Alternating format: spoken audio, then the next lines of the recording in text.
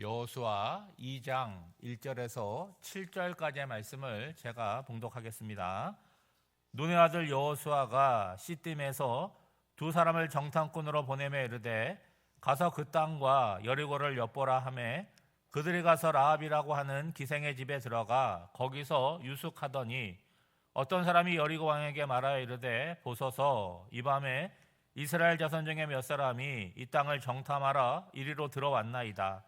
여리고 왕이 라합에게 사람을 보내어 이르되 내게로 와서 내 집에 들어간 그 사람들을 끌어내라. 그들이 이 온 땅을 정탐하러 왔느니라. 그 여인이 그 두 사람을 이미 숨긴지라. 이르되 과연 그 사람들이 내게 왔었으나 그들이 어디에서 왔는지 나는 알지 못하였고 그 사람들이 어두워 성문을 닫을 때쯤 되어 나갔으니 어디로 갔는지 내가 알지 못하나 급히 따라가라. 그리하면 그들을 따라 잡으리라 하였으나 그가 이미 그들을 이끌고 지붕에 올라가서 그 지붕에 버려놓은 3대에 숨겼더라.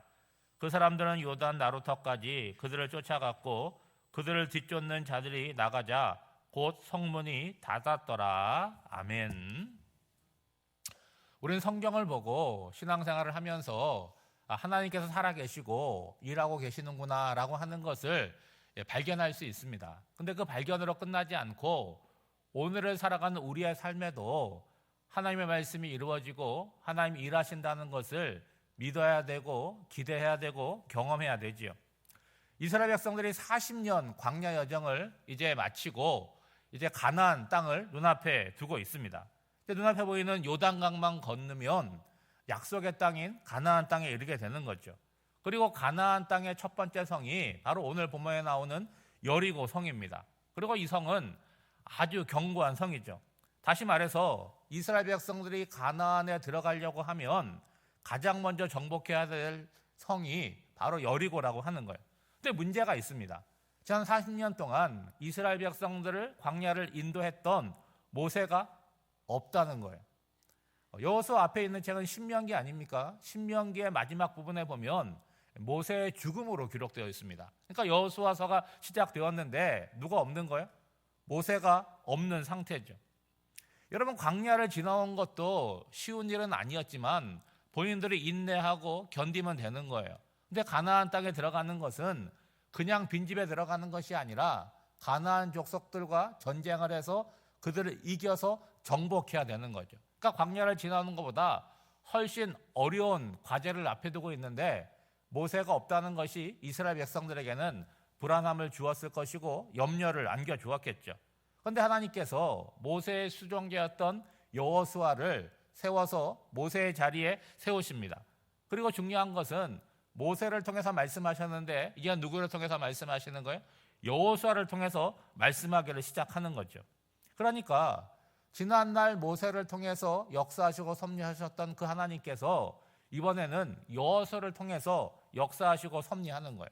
그러므로 모세가 있느냐, 여호수아가 잘하느냐, 이게 중요한 것이 아니에요. 그들을 통해서 일하시는 하나님만이 중요하다는 거죠. 하나님께서 여호수아에게 요구하는 게 뭡니까? 특별한 게 아닙니다. 그 마음이에요. 내 마음을 강하게 하고 담대하게 하라는 거예요. 그러니까 여호수아가 자신의 힘과 능력이 부족하다, 아니면 내가 자신감이 있다, 그런 상태가 중요한 것이 아니라 하나님께서 이미 모세를 통해서 주신 하나님의 말씀, 율법이 있다는 거예요. 그걸 잊지 말고 그것을 기준으로 삼아서 모세가 했던 것처럼 하나님께 집중하고 하나님의 말씀을 지키면 된다는 거죠. 이제 과제가 뭡니까? 가나안을 정복하는 거예요. 하나님께서 이 일을 어떻게 이루어내실지 여리고 성을 정복하는 사건을 통해서 전체 가나안 정복을 알려주시는 거예요. 여러분, 여호수아의 지도력은 아직 발휘가 되지 않았습니다. 그러면 이제 여리고 성을 정복하는 것으로 여호수아의 지도력이 발휘하게 될 텐데, 여러분, 이 시작이 중요한 거잖아요. 여러분, 가나안 땅을 정복하는데 그 첫 번째 전투, 여리고 성의 전투에 승리를 한다. 그러면은 이스라엘 백성들의 마음이 어떻게 되겠습니까? 하나님이 정말 이 땅을 주시는구나, 자신감이 생기겠죠. 그런데 여리고 성의 전투가 어려운 문제가 생긴다 그러면 이거 어떻게 가나안 땅에 들어가겠나, 그런 낙심하는 마음이 생길 거예요. 그래서 오늘 본문에 보면 여호수아가 신중에 신중을 기해서 여리고 성과 그 가나안 땅을 정탐하기 위해서 2명의 정탐꾼을 여리고 성에 보냅니다. 여러분, 이 정탐이라고 하는 건 굉장히 중요하지만 한편으로는 어때요? 굉장히 위험한 일이라고 하는 거예요. 지금 여리고 성도 그냥 성문 열어놓고 기다리는 게 아니잖아요. 소문 듣고 지금 이스라엘 백성들이 가나안을 정복하기 위하여 오고 있다. 저 백성들은 하나님이 함께 하시는 백성들이다. 경계하고 지금 조심하고 있다는 거예요. 여리고에 침투한 이 2명의 정탐꾼이 어디로 가냐면 사람들이 많이 모이는 곳으로 갑니다. 모여서 술도 마시고 숙식할 수 있는 곳으로 가는데 그 여인숙의 이 주인이 누구였냐? 기생 라합이라고 하는 거죠. 왜 이곳으로 간 거예요? 여러 사람이 모여 있으면 거기 합류하기도 좋지 않습니까? 그리고 그런 곳에 모인 사람들은 뭐 얘기하는 거예요? 현 시점 현실에서 일어나는 일들을 그들끼리 나누는 거잖아요. 그러니까 정탐꾼의 입장에서는 그들이 하는 일을 이렇게 귀로 들으면 그게 다 뭐가 되는 거예요? 정보가 되는 거죠. 근데 2절 말씀에 보면 정탐꾼들이 여리고에 들어왔다는 것이 이미 다 알려졌다는 거예요. 심지어 왕에게까지 다 보고가 된 겁니다. 여러분, 이 시대에 무슨 CCTV 같은 게 있겠어요? 그런 거 없잖아요. 그러면은 어떻게 알았겠습니까? 그러니까 요 한 가지 사실만 봐도 여리고 성이 만만한 성이 아니고 견고한 성이라는 걸 알 수 있잖아요. 그러니까 자기들의 그 성 안에 있는 사람들 말고 외부 사람이 들어오면 경계하고 금방 대응하는 그런 시스템이 갖추어졌음을 알 수가 있겠죠. 그러니까 2절만 보면 이제 정탐꾼이 붙잡히는 것은 시간 문제라고 하는 거예요. 여러분, 정탐꾼도 나름대로 조심했을 텐데 너무 쉽게 발각된 거 아닙니까? 그러면 이들의 운명은 어떻게 되겠습니까? 여리고성을 정탐하기는커녕 그들에게 붙들려서 오히려 이스라엘 백성들이 갖고 있는 그 규모나 그 정보들을 다 알려줄 수밖에 없는 거죠. 그런데 여러분, 4절과 6절 말씀해 보면 반복해서 나오는 부사가 있습니다. 이미라고 하는 거예요. 이미. 보면 이미 숨긴지라, 이미 그들을 이끌어 간지라. 여러분, 이미라고 하는 단어가 뭡니까? 어떤 행동을 하는데 이게 완료된 상태에 쓰는 단어라고 하는 거예요. 여러분, 바둑이나 장기를 두면요, 이 실력이 월등히 차이 나면 재미가 없습니다. 근데 실력이 비슷한 사람끼리 두면 누가 이기느냐? 한 수 싸움이라는 거예요. 그 한 수를 누가 먼저 뜨느냐, 누가 그 한 수를 넣는데 실수하느냐, 거기에 승패가 갈리게 되는 것입니다.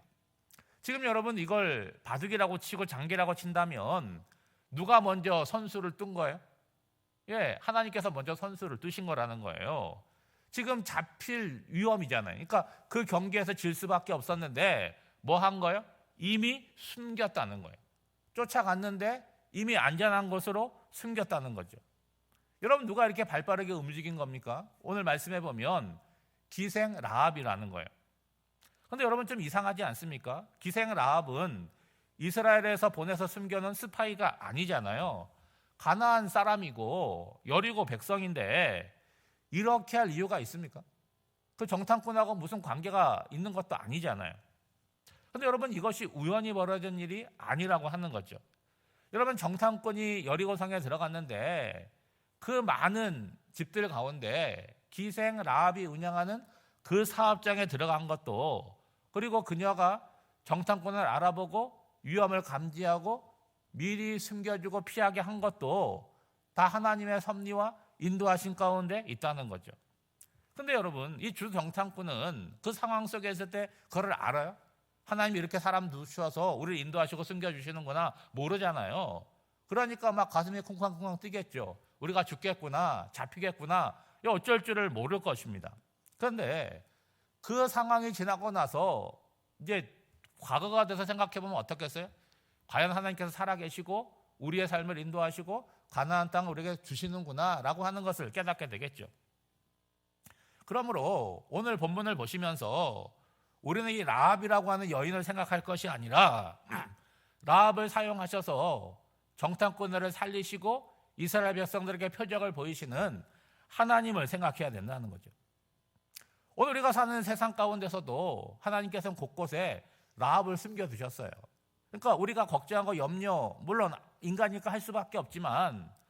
만나게 된다는 거죠. 근데 중요한 것은 뭐예요? 우리가 그 라합의 역할을 할 수 있어야 된다는 거죠. 그러니까 우리가 예수를 믿고 세상 사람들과 다른 건 뭡니까? 우리 안에 신앙이 있고 하나님이 살아계시고 일하신다는 것을 내가 안다면 내가 누구에게 뭐 하는 존재가 되는 거예요? 하나님께서 사용하시는 그 섭리의 사람, 인도의 사람으로 존재해야 된다는 거죠. 하나님을 모르는 사람들은 이런 일들 보면 뭐라 그래요? 참 운이 좋다, 참 재수가 좋다, 그런 얘기 하지 않겠어요? 그런데 우리는 어떻게 얘기하는 거예요? 하나님의 계획 속에 살아가고 하나님께서 인도하신다라고 고백하는 인생이라고 하는 거죠. 그래서 오늘 본문이 말하는 바가 뭡니까? 여리고성을 정복하고 가나안 땅을 차지하는 이 중차대대한 일은 뭐냐? 그들의 힘과 그들의 능력과 그들의 신중함으로 이루어지는 것이 아니라는 거예요. 그렇다고 손 놓고 있는 건 아니죠. 여러분, 인간으로서 최선을 다해야 되는 것은 너무나 당연한 일이라는 거예요. 그건 특별한 일이 아니라는 거예요. 예? 그런데 거기에 뭐가 더 있어야 되느냐? 하나님의 약속을 신뢰하고 하나님의 일하심을 순종함으로 따라가는 거라. 이게 함께 이루어져야 되는 거예요. 그 언니가도 말씀드렸지만 우리가 우리의 일을 하면 하나님은 하나님의 일을 하시는 거죠. 근데 우리는 우리가 할 일을 안 하고 하나님께 맡기고 거꾸로 하나님이 해야 될 일을 내가 해야 된다 그러면 그 인생 꼬이고 답답하게 되는 거 아니겠습니까? 여러분, 여리고성이 무너지게 됐는데 이스라엘 백성들의 칼과 창으로 무너지지 않습니다. 하나님께서 명령하시잖아요. 돌아라 한 바퀴씩. 그 도는 것으로 여리고성이 무너집니다. 그러니까 그 여리고성이 무너지는 것은 뭘 얘기하는 거예요? 가나안 땅이라고 하는 것은 내 말에 순종하면 내가 너희들에게 선물로 주는 땅이라고 하는 것을 알려주시는 거잖아요. 그것을 미리 예표로 보여준 게 뭐예요? 여리고성을 정탐하고 여리고성을 정복하는 그 사건 속에 하나님의 메시지가 담겨져 있는 거죠. 오늘의 살아가는 우리의 삶도 마찬가지라는 거예요. 예? 내가 기도해요. 예? 그렇지만 뭐와 함께 해야 되는 거예요? 나에게 주어진 삶을 최선을 다해서 살아가는 거죠. 어떻게 해요? 내 기준이 아니라 하나님의 말씀을 기준으로 삼고 살아가야 되는 거예요. 그리고 하나님을 의지하고 그분의 인도하심과 섭리를 신뢰하고 그분을 따라가는 거 아니겠습니까? 그걸 뭐라고 얘기하는 거예요? 믿음으로 반응한다, 믿음으로 살아간다라고 얘기하는 거죠. 그러니까 이 여리고 성의 사건 자체가 오늘을 살아가는 우리와 별개가 아니라는 거예요. 그들도 믿음으로 그 길을 따라갔고 오늘을 살아가는 우리들도 그 믿음을 따라가는 거라고 하는 것을 기억하시면서 오늘 한 날도 주신 말씀과 그 말씀을 신뢰하는 믿음을 붙들고 살아가는 저와 여러분이 되시기를 주님의 이름으로 축복합니다. 기도하겠습니다. 하나님 아버지, 정복해야 될 여리고성에 하나님이 예비해 놓으신 라합이 있었습니다. 사람의 눈으로 보면 우연처럼 일어나지만 모든 것을 주관하시는 하나님의 은혜와 섭리가 한 발 앞서 선행됨을 봅니다. 오늘 우리의 삶도 그 은혜와 섭리 아래 있음을 믿게 하옵소서. 내가 있는 최선을 다하게 하시되 그것이 전부가 아니라 그 전과 후에 하나님의 놀라우신 은혜와 섭리가 있음을 잊지 않게 하옵소서. 오늘도 이 새벽에 깨어나서 하루의 시작을 주의 전에서 말씀과 기도로 시작하게 하시니 감사드립니다. 하나님께 올려드려야 될 기도의 제목이 많이 있지만 나의 기도 제목에 국한되지 않게 해주시고 하나님께 우리를 통해서 기도하게 하시는 나라와 민족과 선교와 또 교회와 지역사회를 위하여 함께 중보하는 저희들이 되게 하옵소서. 성도들 가운데 장례당한 가정이 있습니다. 장례가 은혜롭게 진행되게 하여 주시고 다시 만남과 부활의 소망으로 그 마음을 위로하여 주시옵소서. 사랑하는 성도들, 오늘도 하나님이 보내신 자리에서 하루를 살아갈 때에 하나님이 함께 하시고 그 발걸음을 선하게 인도하여 주실 줄 믿사오며 이 모든 간구를 예수님의 이름으로 기도하옵나이다. 아멘.